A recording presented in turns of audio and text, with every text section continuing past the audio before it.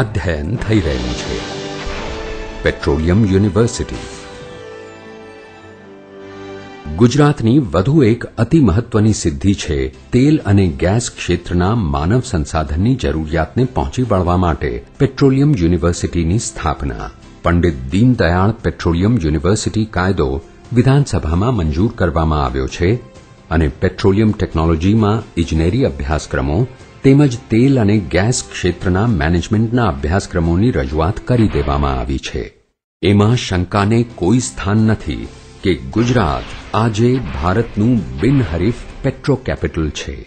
પણ હા, અમૃત મંથનની કથા ફક્ત ગુજરાતનું ભારતના પેટ્રો કેપિટલ તરીકેનું બિરુદ મેળવવા પૂરતી નથી. તે વચન આપે છે ભારતના ઇતિહાસમાં એક સોનેરી પ્રકરણ ઉમેરવાનું. કેજી બ્લોક કે જેનું નામ દીનદયાળ બ્લોક રાખવામાં આવ્યું છે, તેમાં ગેસનો એટલો જથ્થો છે કે જે એક સમૃદ્ધ અને સુમેળપૂર્ણ સમાજની રચના કરી શકે. અને ગુજરાતે આ બ્લોકને ગરીબોના ઉત્થાન અને ગરીબી રેખાની નીચે જીવતા લોકોના સશક્તિકરણ માટે દેશને સમર્પિત કર્યો છે.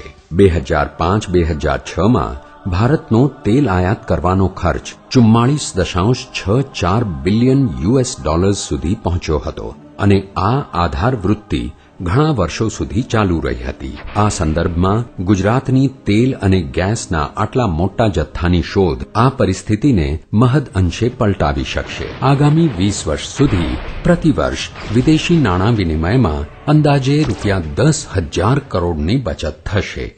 પ્રતિવર્ષ બચેલા 10,000 કરોડ રૂપિયાથી ભારત સરળતાથી એક 5,000 મેગાવોટના પાવર પ્લાન્ટની સ્થાપના કરી શકે છે અને તેના નાગરિકોને એક સમૃદ્ધ ભવિષ્ય અર્પી શકે છે.